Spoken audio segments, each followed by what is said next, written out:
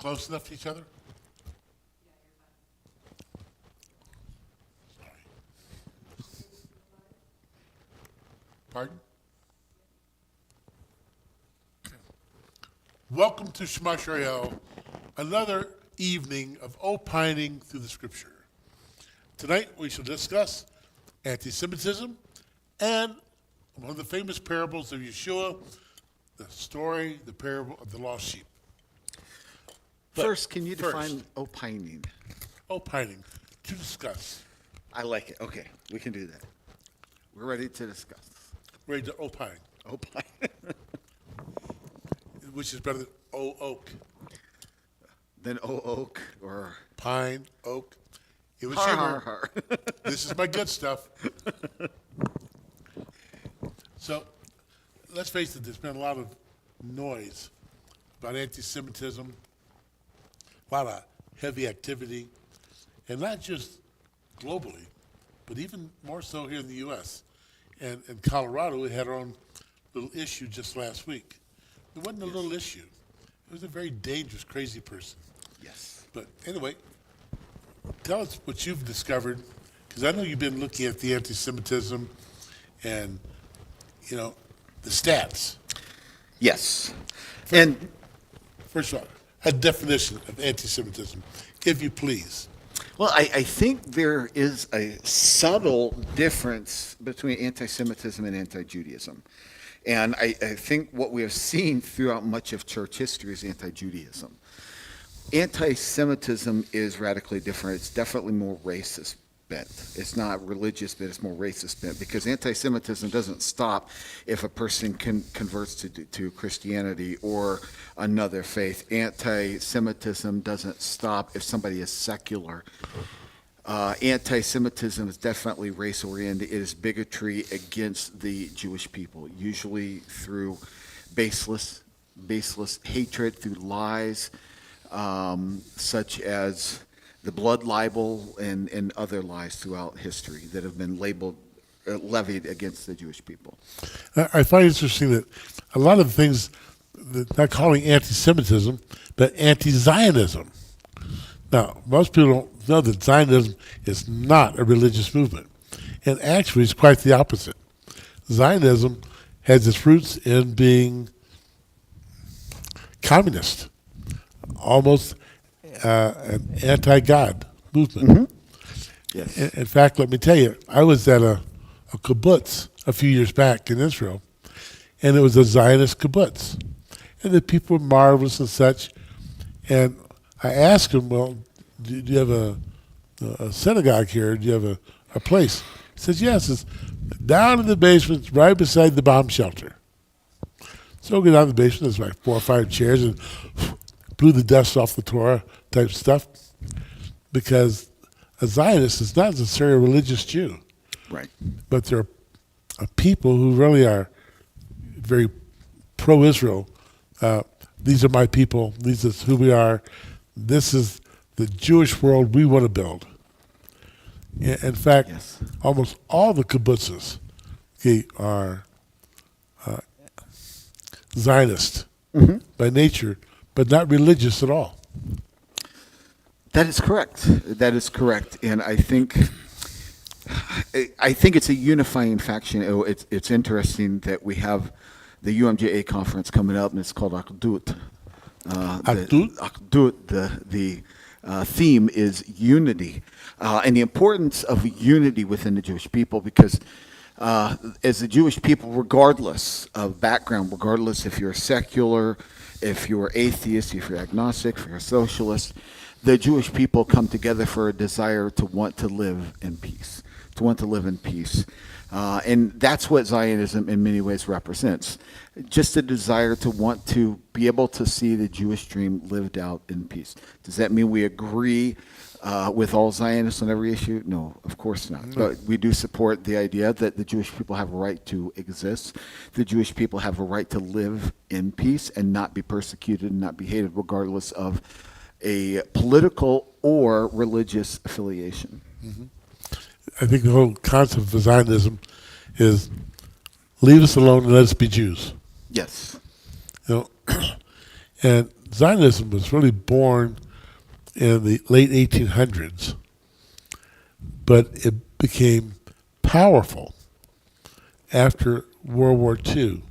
Yes. When the Jews were in the DP camps, the displaced person camps, okay, and so they taught Zionism and skills, how to make cloth. I mean, literal working skills, because they knew that they were going to go back to the land of Israel and create a homeland. Yes, it was already the land, but they had to have the skills to take this. And I think it was, come on, wrote Huckleberry Finn and Tom Sawyer.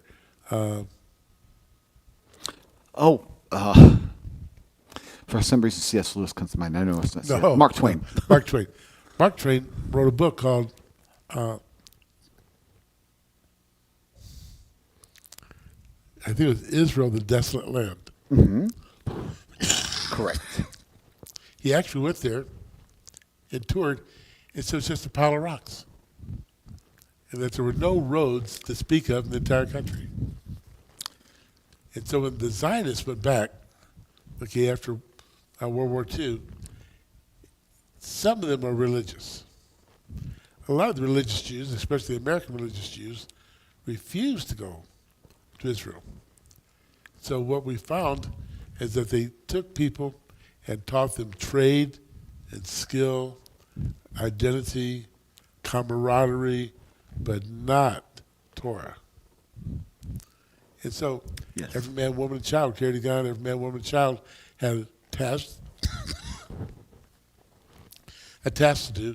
And I read a book that was recounting the life of one of those who went, and he was looking for employment, but nobody would give him employment and the Shabbat off at the same time, because Zionists work 7 days a week. But anyway. Well, and of course, many of our listeners here today are probably already familiar with this, but the thing that sparked this is the attack in Boulder. It's just another example of anti-Semitic attacks that we have seen in Colorado. Describe the event that took place in Boulder. The event that took place, I believe there was a pro-Israel gathering, if you would. I don't like to use the term protest, but it was a gathering, a rally. They met every Friday. Yes. Okay. And they met, I believe it was at the courthouse in Boulder, at the lawn, because it's the same place that the Boulder Jewish Festival is held. Same place every year, Boulder Jewish Festival is held. When you look online, you look at the videos, you'll probably see a pride flag hanging up because Boulder County, Boulder City and County will have their... They're very proud. Yes, they're very proud. So you look online, you'll be able to see that. And the Boulder Jewish Festival is scheduled for this coming up Sunday. This Sunday. This coming up Sunday. I am confident there's probably going to be extra security there.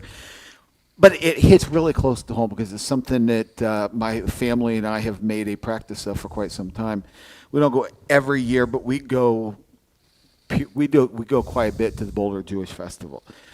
So to see this type of thing so close to home and to hit so close to home, where some deranged maniac filled with anti-Semitic hatred would literally try to, in many ways, kind of copy the Third Reich and to burn the Jewish people. And if I understand the facts correctly, he made himself a type of homemade flamethrower by using a weed sprayer with gasoline and a couple of Molotov cocktails, and there were 12 people injured, a couple of them quite severely, including a Holocaust victim. Yes. It was one of those things that kind of brought to mind that we were planning on, and we still are, but we were planning on talking about the parables this week and beginning a series on the parables, and I think it's important. But we wanted to take just a few minutes to kind of talk about one of the things, or to talk about this situation that happened in Boulder, and the importance of recognizing the rise of anti-Semitism, not just here in America, but worldwide. We've all watched the news. We've all seen what's going on. We've all seen the protests at college campuses.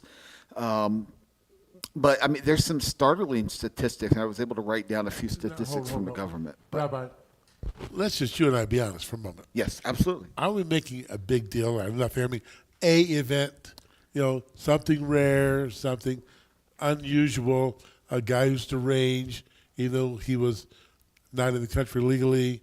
Okay. Are we making too much out of this? I would say if this was one incident, sure. Okay, there was one lunatic, and we don't want to over-respond to one lunatic. But that's not what we've seen since October 7th. Since October 7th, in the horrible attacks by Hamas, at the hands of Hamas against innocent Israeli citizens, which boggles the mind because it was innocent Israelis that were the victims. And yet the rise in anti-Semitism has globally has risen 360%. 360% since October 7th. That's startling. That's almost 1% every day for a year. Yes. Yep. And there are, I mean, I don't want to just make it all about stats and stuff like that, but because there is a lot. There's a lot of information going on. But, some, for example, Canada. It surprised me to find that Canada, since October 7th, has seen a rise of 562% in anti-Semitism.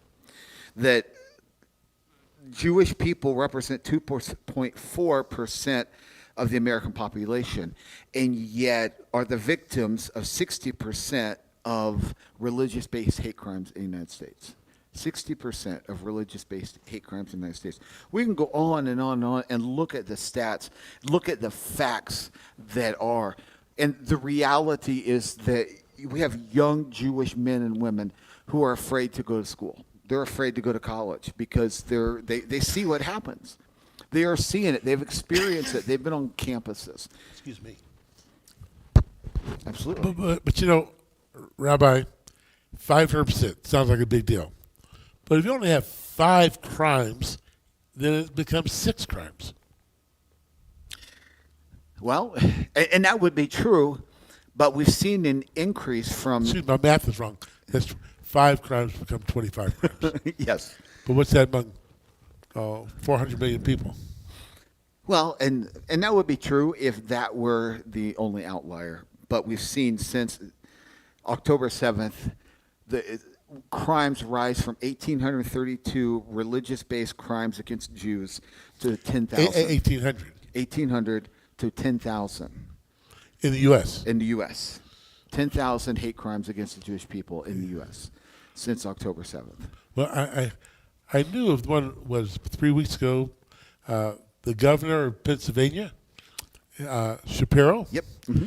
Okay, he's at his home with his family in the governor's mansion, and someone tries to set fire to the mansion with the intent of killing Jewish people. I think it only made the news, honestly, because the guy was the governor.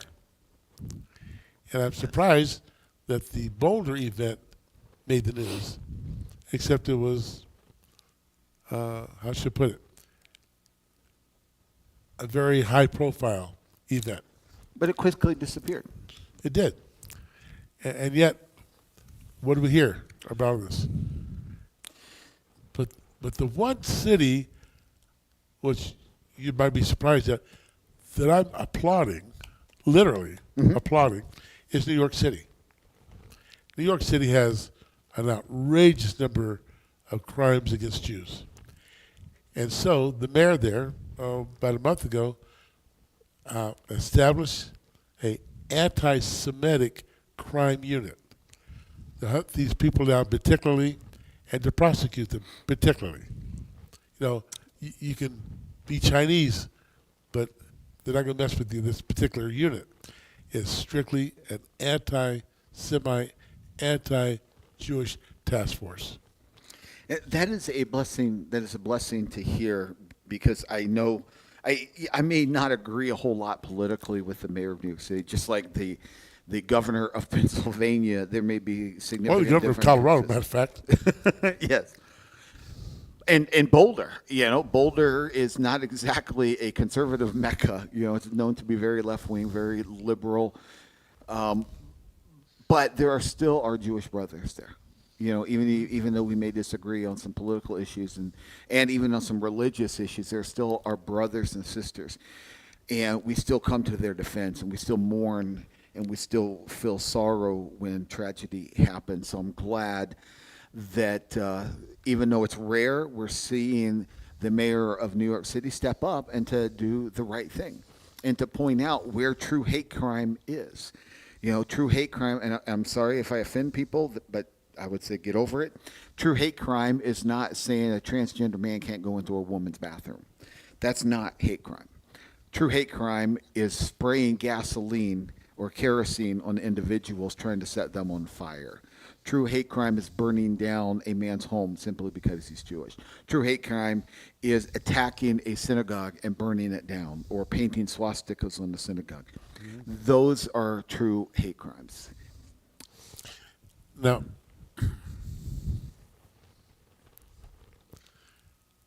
if I take this into consideration, why historically have we always seen the Jewish people the target of such type of crimes? I have an idea, but I'd like to hear from you first. Well, and I'll give you my opinion. I think it goes all the way back to the Garden of Eden. I think it goes all the way back to the Garden of Eden. I think it goes all the way back to God's promise that he would squash the head of the serpent. And that through the Jewish people, the chosen people of God, that God would reveal himself. And he failed. Well, prior to that, the enemy tried to take out the Jewish people over and over and over again. He failed. And then he tried to take out the Jewish Messiah. It's just he was fooled, and he couldn't do it. Now the Jewish Messiah has come forth. And now the best thing he can do is to go after the Messiah's brothers and sisters who bear witness to him and who bear witness to God's Torah, to God's standard of righteousness. As long as the Jewish people exists, it bears witness to God's existence and God's reality and his sovereignty over the world. I absolutely agree with you. I wouldn't question it one bit. But I think there's also a cultural, sociological reason. And it comes from the Bible itself, actually. When God said to Moses and Aaron and Joshua, who led the Jewish people, you're not to intermarry, you're not to interact, you're not to be joined to a strange people. In essence, he was saying, hands off. Now, what that does to us sociologically and culturally, I like you, but your son cannot marry my daughter. I like you, but I can't sit at the same table and eat with you. Right. I have dietary restrictions. We have cultural restrictions. We have religious restrictions. And in many ways, it's made the Jewish person self-isolating. And I believe it's God's command, and as one of those, I try to follow that command. Mm-hmm. Okay. Absolutely. I think that's a great point. That's a great point. So culturally, if we stop and think about it, we have special foods we eat. We have non-Americanized holidays called Passover, Yom Kippur, and Rosh Hashanah, and Sukkot, Shavuot. And some people are going, what are you talking about? Well, let me tell you. These are God's appointed times according to Leviticus 23. And it's an in-house thing. It's not going to be a national holiday. Hanukkah will never be a national holiday except in Israel. But the thing is, these events and this book called the Torah and the commandments, they make us live, willingly we do this, but they make us live outside of the norm of society. In many ways, it makes us an outcast. And after a while, you get used to being an outcast, and after a while after that, it becomes a badge of honor. Okay, I'm one of the untouchables. That is a great point, because we've seen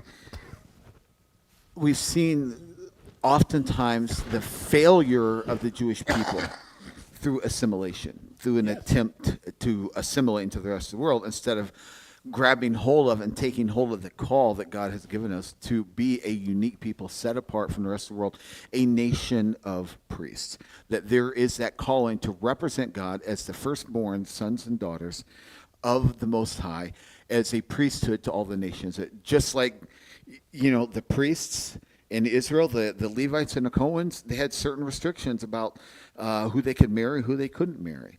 The nation of Israel also had restrictions. The priests. If you're a priest, you couldn't make yourself unclean by burying a body unless it was a close relative. So you're absolutely right. Those many of those laws, those Torah commandments, was specifically set aside so as to set aside both the Kohanim, the priests, the Levites, and the nation of Israel from the rest of the world as an example and as a light, so they didn't assimilate into the rest of the world. And yet that's what and secularism... we're supposed to. Right, exactly. Imagine a God command that says, I don't want you to assimilate. I don't want you to become something else other than what I made you. Yes. I think Reb Tevye in Fiddler says we have traditions that remind us what God expects of us. And I think it's true. God does expect certain things. And I know you and I, if we go to a restaurant, they give you a menu, you can't help but thinking, I'm Jewish. Right. Skip page 2 and 3. Never go to a restaurant if you're Jewish named Red Lobster.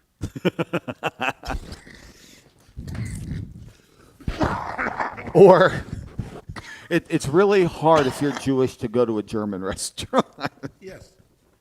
And I say to a person, excuse me, I can't eat pork. It's not pork, it's pepperoni. But they don't understand, and quite frankly, because they're not Jewish, they don't really have an obligation to understand. Right. The world only has the obligation to attempt to be tolerant. And I find it interesting, every time there's something horrific like October 7th, or this event in Boulder, or whatever, the Jew has to be tolerant, even though we're the victims. I go back to Joseph, and Joseph was obviously the favorite child.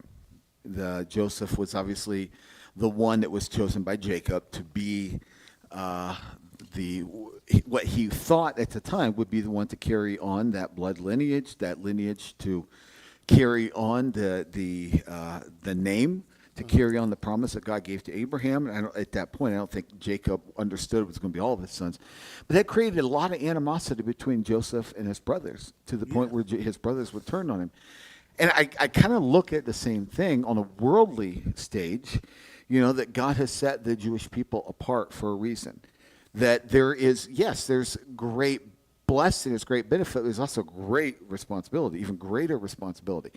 But I think the rest of the world oftentimes look at that as almost arrogant. You think you're better than us. You think you're more holy or more righteous than us. That is not the mindset of the Jewish people. No, matter of fact, sometimes being one of the chosen people, it really isn't such a blessing. Once again, quoting Reb Tevye, I know we're the chosen people, but can you choose somebody else some of the time? But it really is this unique thing, and we shouldn't be surprised. It was promised to us. And I think we have scriptures that tell us that we were promised persecution, aggravation, and frustration. And by the way, not only us, but all those that have come from us. And I'm talking about Christians. Yep, those who are grafted on, those who become part of the Commonwealth of Israel would experience the same thing.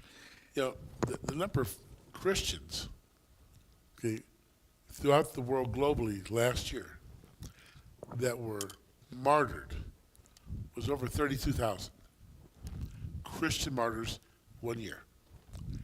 Why? Because, once again, we're entering into a time when the culture has swung so far to the left.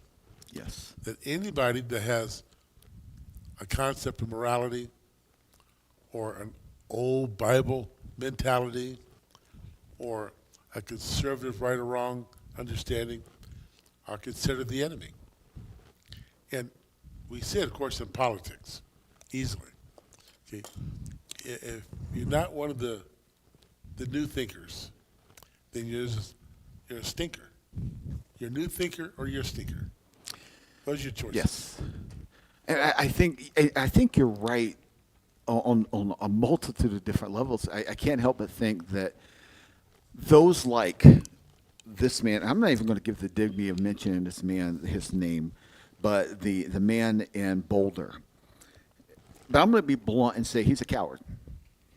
He is a coward because that's how a bully acts. You go after people, you go after innocent people who you feel can't defend themselves. And who is not going to defend themselves other than, Holocaust survivors, elderly Jewish people, children coming together innocently. Who is legally, yes. Who is going to not defend themselves maybe in the same way others, but Christians who have been taught, turn the other cheek, love your enemy. It's a cowardly move to go after those who won't fight back. Well, physically, you know what I mean.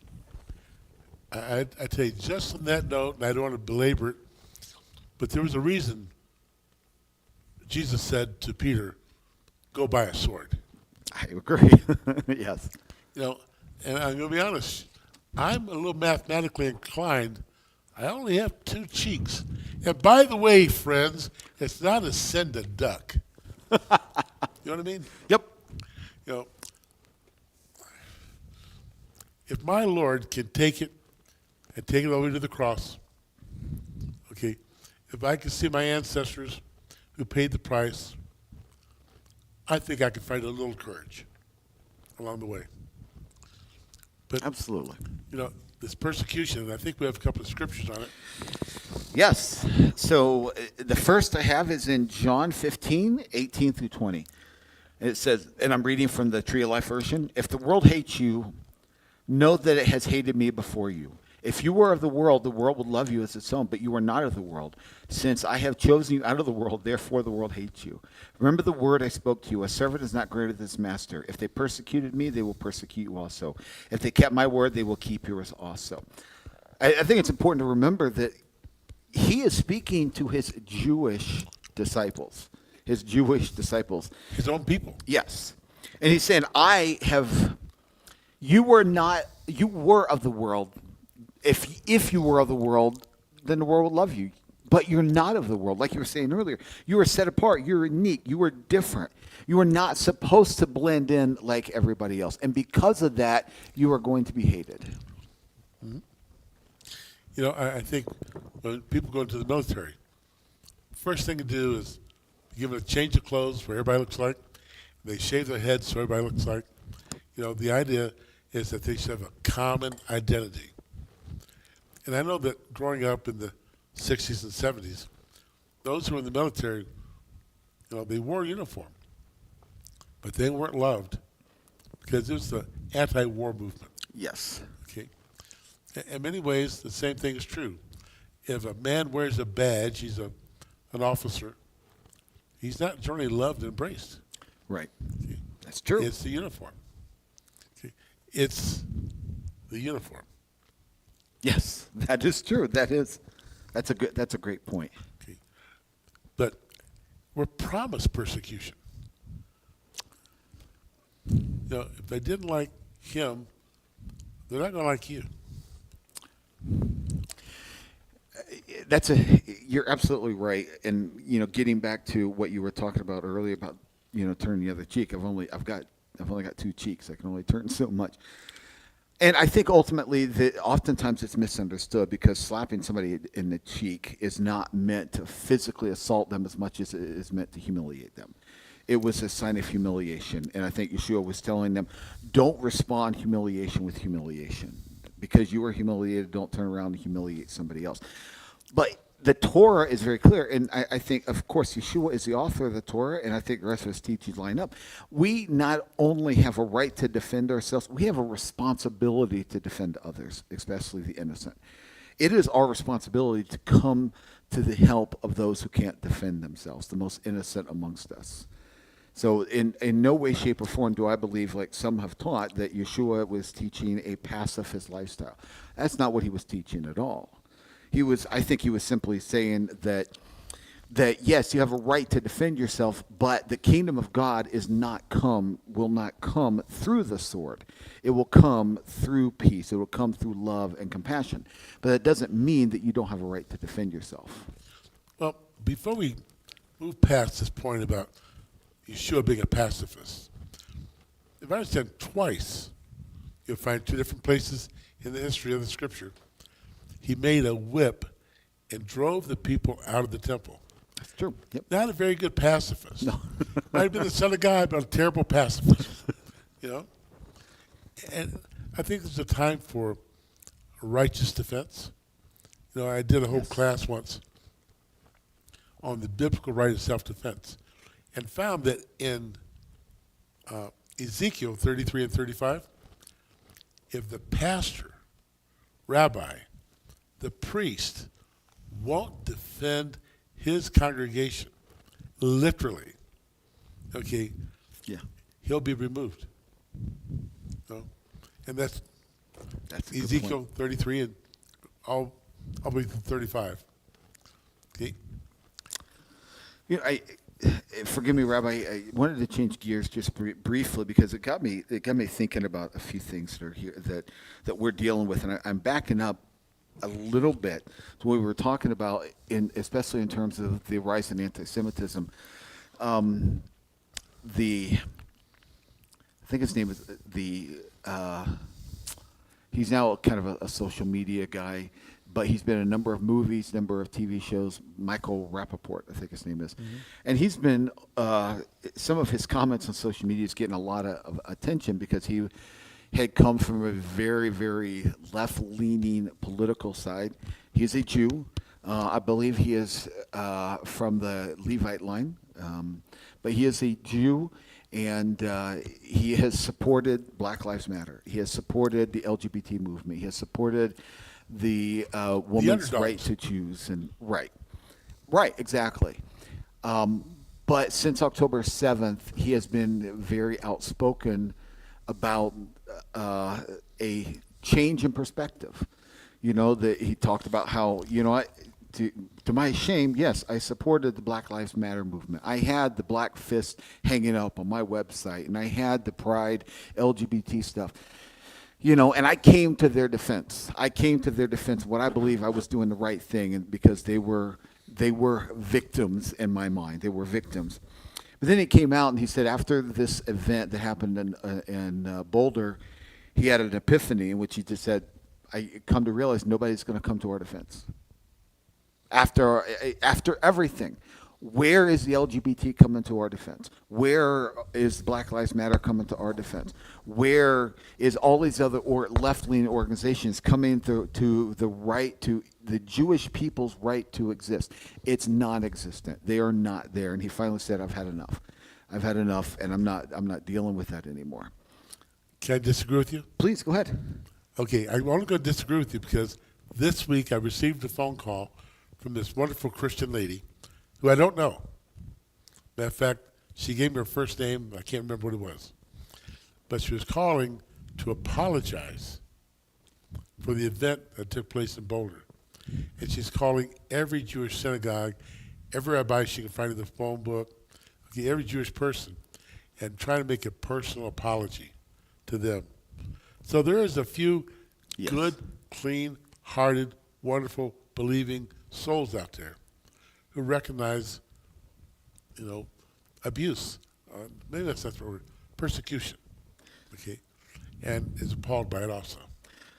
I would 100% completely agree with that. I think because of Michael Rappaport's, because of his limited view in Hollywood, he had come to the defense of all of these Hollywood elitist organizations. And now he was saying, hey, look, I've been marching for you. Why aren't you marching for me?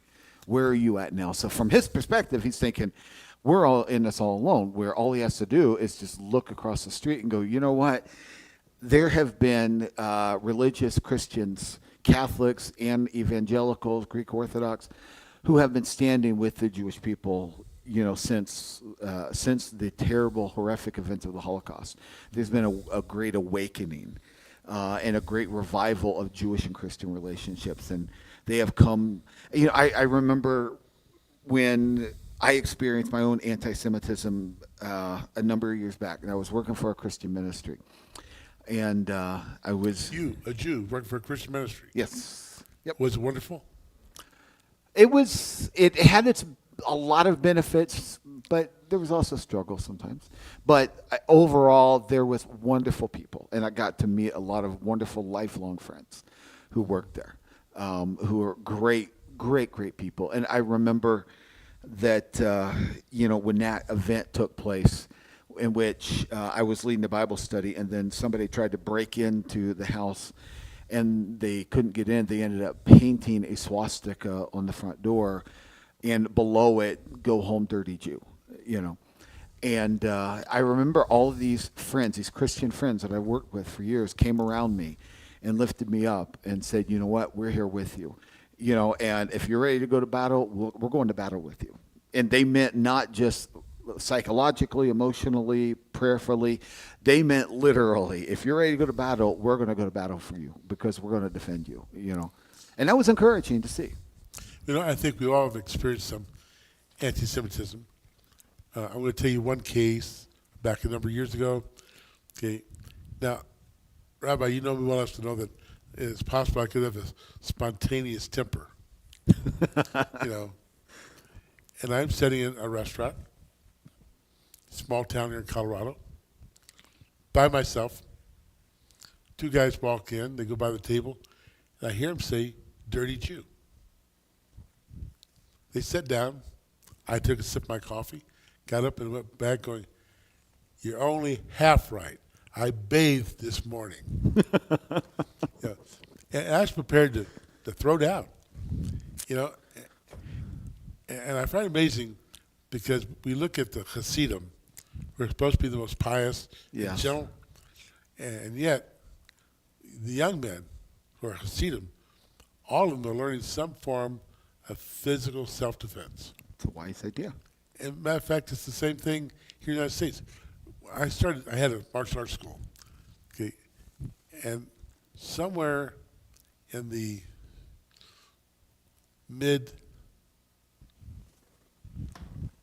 early to mid 90s, okay, I started getting all these Christian students, an entire home study group, okay. Why? Because they realized that there's no one there to defend them, and that there's a biblical right to self-defense. Okay, it was a big deal. Absolutely. But I got a parable question for you. Sure. But can we read the parable first? Yes, let's do that. This is from Luke chapter 15. Now the tax collectors and sinners were all gathered around him to hear him. But the Pharisees and the teachers of the law muttered, this man welcomes sinners and eats with them. Okay, am I reading the right one? Yes. Then Jesus told them this parable. Suppose one of you had 100 sheep and loses one of them. Does he not leave the 99 in the open country and go after the lost sheep until he finds it? And when he finds it, he joyfully puts it on his shoulders and goes home. Then he calls his friends and neighbors together and say, "Rejoice with me, I have found my lost sheep." I think anti-Semitism makes us hide sometimes. Okay? And I'm wondering, as Messianic believers, as Jewish believers, do we have an obligation to go find these hiding sheep, these lost sheep, and try to draw them back to the fold? I think so. Okay. I think so, absolutely. So how would you go about it? Well, I think there's a multitude of different ways. One, being here in southern Colorado, we know that there are Jews who came over from the Spanish Inquisition, and there are a lot of Spanish-speaking Sephardic Jews who have lost their identity because they hid. And we are doing some things to to start moving in that direction, like putting Spanish translations on our website, things like that. But I think an important point, I think an important thing that we can do is encourage our Jewish brothers and sisters who are believers in Yeshua not to assimilate into the church, not to assimilate into the church. We love the church. I love the church. I love my Christian brothers and sisters. But if you are Jewish and you become a believer in Yeshua, it would be really tempting to say, I don't have to take on that whole Jewish identity stuff. I don't have to live like a Jew anymore. I can just go to church and I'm fine. That calling to live as a Jew and to take on your Jewish identity is still there. That doesn't disappear because you're a Christian, because you become in faith in Yeshua. In fact, that heightens. The importance and value of that is even more significant. So encouraging our Jewish brothers and sisters to come back home. Come back home. Now, I'm going to be honest with you. I know there's roughly 1,600 supposable Messianic groups. Messianics, by the way, are people who live their Jewish life. They maintain their Jewish identity, and yet believe that Jesus is the Messiah. Yeshua HaMashiach Chotanai. He's the Lord. He's the Messiah. Yes.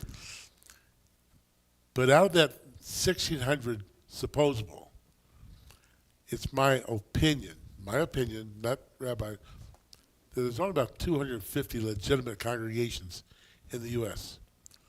What does a Jewish person do if they want to return to the Lord as a believing Jewish person? Where do they go to find help? I think hopefully there's a good local Messianic synagogue that you can lock arms with, that you can become a part of, that you can support. Maybe we may not hold all things in common. There are going to be some who are more reform leaning, and not politically, but in terms, some more conservative leaning, and all that's perfectly fine. But to begin to come back to embrace your faith, I think it was Rabbi Lichtenstein. Correct me if I'm wrong, but I think it was Rabbi Lichtenstein when he became a believer. One of the first things he wanted to do was he wanted to keep his Jewish identity, and he quickly recognized the church didn't have that. So he wanted to, to start incorporating Jewish tradition into his community. Didn't happen overnight. It took a while to do, but he was one of the founders of the modern Messianic Jewish movement. So I would say keep growing deeper in your Jewish faith. If you're at a synagogue and there's not enough people there who know how to read Hebrew, do the English the best that you can, and then learn Hebrew. That's your language. That's your language. That's the language that God spoke the world into existence. That's the language He spoke the scriptures in. That's your language as a people. Learn that and learn to speak it and learn to begin to lead your services in that. We do that here at Shema Shariel. Except for one Shabbat out of the month, we do mostly in Hebrew. And then we have one. No, we do it mostly in English. The three we do mostly in Hebrew. Yes, correct. We do mostly in Hebrew, except for that one in which we do mostly in English. First Shabbat of the month, normally. Yes. Okay. But do you know how Shema Shariel started? I don't. Tell me how. It started when the Lord put it on my heart to find my own people. People who lost their way, lost their identity, and wanted to restore it and believe. First of all, the most scripturally correct thing you can do as a Jew is find your Messiah. All Judaism only exists for the purpose of finding the Messiah. So I put an ad in the paper. It says, do you want to know the common roots of Judaism, Christianity? The idea is we were reaching mixed couples. And so we gathered about 40 people based on a newspaper ad in a basement. And most of them knew nothing, except being Christian. And only about half of them knew Christian. So the first thing we learned to do was kumbaya in Hebrew. Bohine Adonai, Bohine, Bohine Adonai, Bohine. And so, With the Ashkenaz accent. I that's like right. So what we wind up doing is meeting is slowly progressing. And within 2 months, we're running about 45, 50 people. And a church opened its doors to us very kindly. They were failing themselves numerically. And we started our Shabbat services there. And after about 4 months, the church folded, but gave us the building. And that was very gracious. That's awesome. Okay. Yes. And due to a friend of mine, a deep brother in the Lord, acquired a Torah scroll, started teaching Hebrew lessons, and it was an adventure. But I'll tell you what, if you're a Jewish person, a person who identifies as being Jewish, and you want an education, we're willing to disciple you, spend time with you regularly, okay? And I know this works because I had my own mentor for 11 years, and most of us on the phone, okay?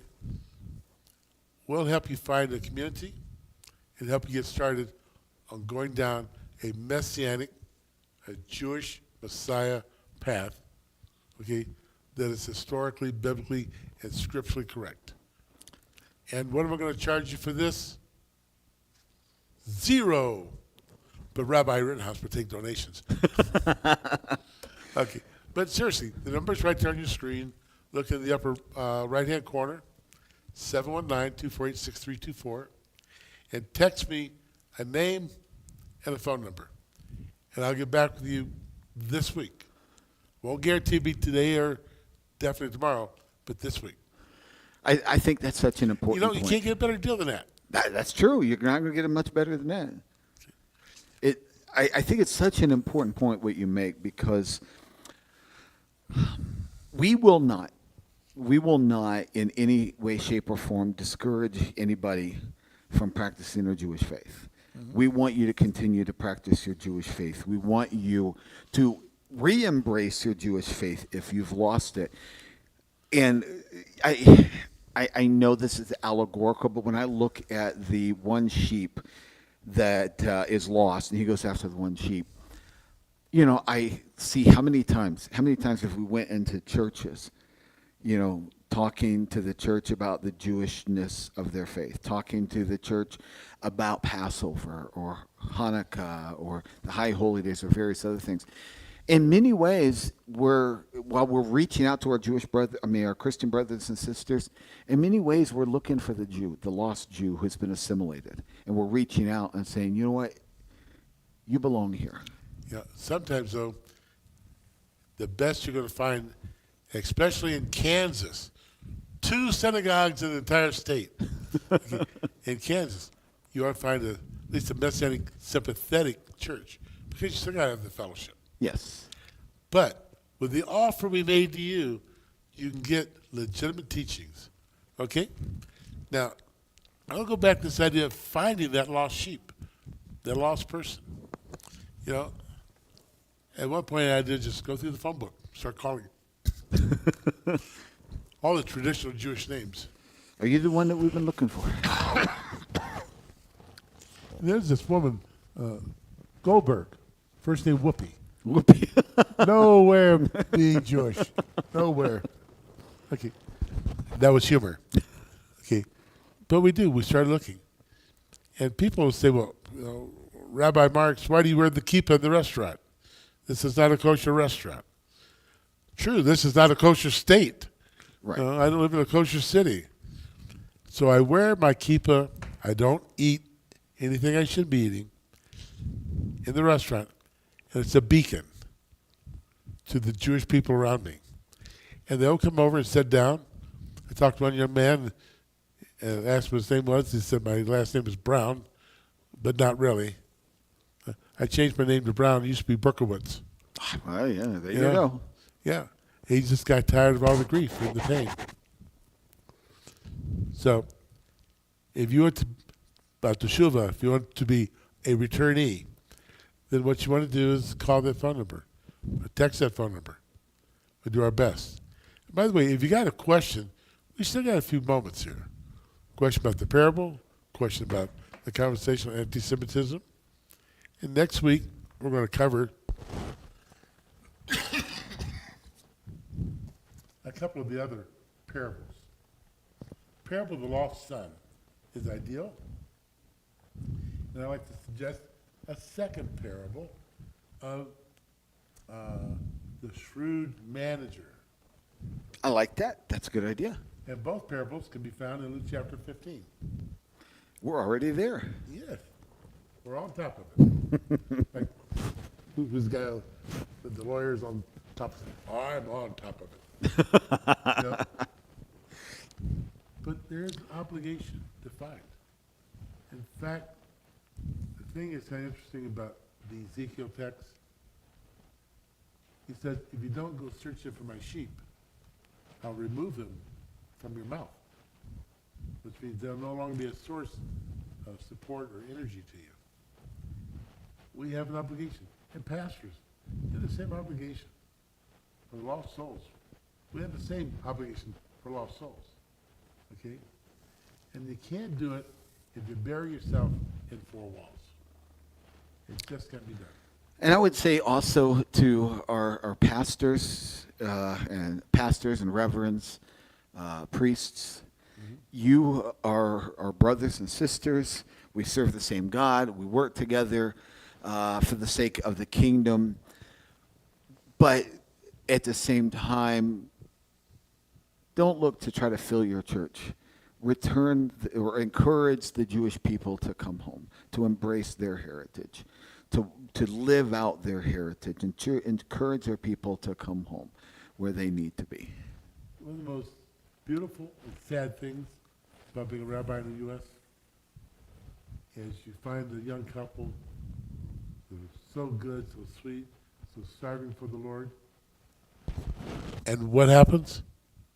They get on fire and move to Israel. All the energy just out the door. Yep, that's a good point. But you know, that's the whole purpose of it. So our duty is to find the lost sheep and help them find the way home.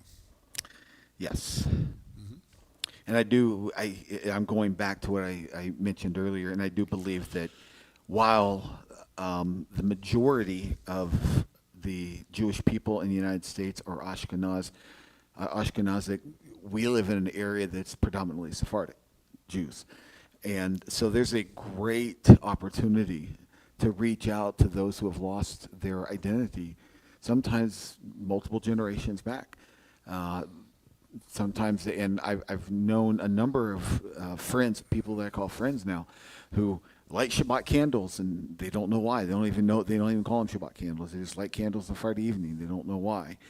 Grandma did it. Yep, grandma did it. There's Jewish identity there that's been lost because they've been assimilated, and we want to help them re-embrace their faith and to bring them home, not for the sake of filling up our seats, because ultimately this is about God's community. This is God's Kingdom congregation. first. Yep. Now, you use the term Ashkenazi and Sephardic. Yes. Now, Ashkenaz, those are the Eastern European Jews, like Ukraine and Russia and Poland and Germany and even Switzerland. Okay? So the whole Eastern European thing. Yes. But the Sephardi Jews are a little different. Portugal, Spain, Italy, even Iran. Mm-hmm. Okay? But I think in Iran they're called Mizrahi. okay, Kurds. Most Kurds are Jews. In fact, the coolest bar mitzvah I ever went to was in Jerusalem. And they had the big old long horns, and the bar mitzvah boy looked like a young prince being carried on the shoulders of the men. Got a big old hunk of jewel in his turban, and he goes and reads from the Torah like he's supposed to. But those are Sephardis. And Sephardis, at least the Portuguese, Spanish Sephardis, and some of the Italians, speak a language called Ladino, not Latino, Ladino. Ladino. And it's a mixture of Spanish, Portuguese, a little Latin thrown in, with Hebrew characters. And then our family, who are Ashkenaz, okay, they come like from the Baltic area and Russia and such. We speak another gutter language called Yiddish, okay? And Yiddish is a fun language, quite frankly, especially if you're being insulted. Yes. Okay? But that's a combination predominantly of German and Hebrew, and throw a little Polish in there, an occasional Russian word, and you got Yiddish. You know? And these were the languages that were developed as the various groups of Jews were isolated. Okay? Yes. And there's the Baku Jews, there's the Yemenites, and all of them slightly different in culture. You know? The Ethiopian Jews, okay? Just amazing. I think some of the Yiddish words are just fun to say. Oh, yeah. I mean, there's nothing like saying tukas. It's just a fun word to say, a tukas. Rabbi. Or a putz. Okay. Okay, getting back on track. Okay, here you go. Afraid. Took a stiff often. Which means get your butt off the table and go to work. So anyway, we should probably wrap this up. You know what I mean? Wrapping it up, yes. Yes. So next week we're looking at parables. Okay, specifically the parable of the lost son and the parable of the shrewd manager. Okay. I like it. That sounds fun. Okay. And once again, that number of 2023, that's the year, that's like 2 years ago. Okay, what was the total number of American anti-Semitic crimes?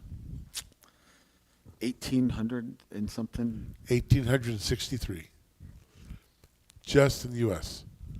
But you know why you don't see it on the news? I'll tell you. News is only valid when it's new. This is every day.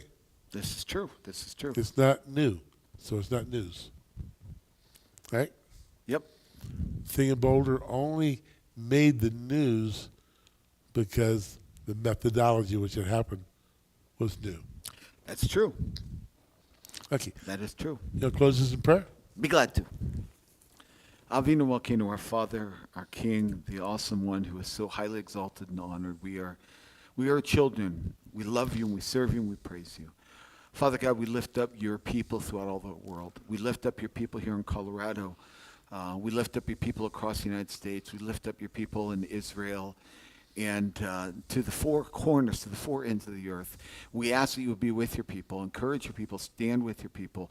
Cause your people to trust in you and not turn away, not to hide their identity, but to fully embrace their identity, fully embrace who they are in you, and to trust in you for comfort and peace. We ask that you would watch over and protect them.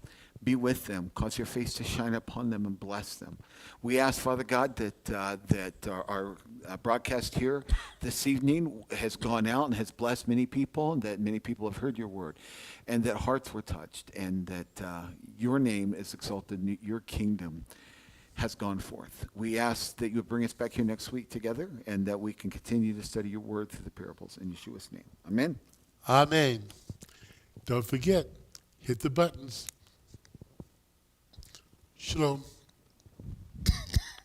Like, share, subscribe on all social medias.